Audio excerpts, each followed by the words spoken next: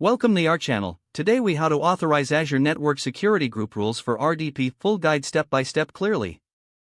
To authorize Azure Network Security Group rules for RDP, begin by logging into the Azure portal.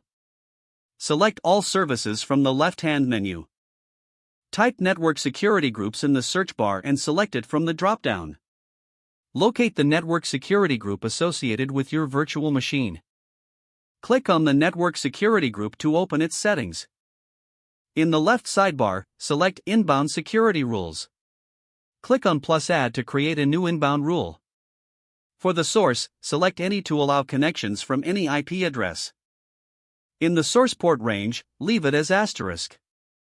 For the destination, select any to target all possible destinations. In the Destination Port Ranges field, enter 3389 for RDP. For the protocol, choose TCP for the required communication. In the Action dropdown, select Allow to permit the connection.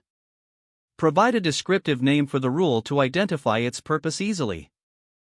Optionally, fill in a description to elaborate on the rule's intent. Set the priority, ensuring it is lower than existing deny rules in this security group. Click on the Add button to create the rule. Once added, you will see the new rule appear in the list of inbound rules. Finally, verify that the rule is active and correctly configured. You have now authorized Azure Network Security Group rules for RDP access. If the page does not load, refresh the browser or try again in a private or incognito window. Make sure you are using the correct email address, then retype it carefully to avoid small typos. If your password is not accepted, use the reset option and create a new strong password you can remember. Check your spam folder for verification or security emails, then complete any requested confirmations. Enable two-factor authentication if available to improve account security and reduce unauthorized access risk.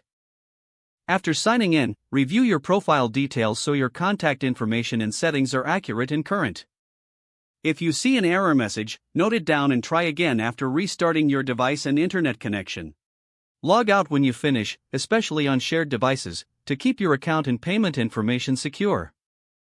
If the page does not load, refresh the browser or try again in a private or incognito window. Don't forget to like this video and subscribe to our channel for more step-by-step tech guides.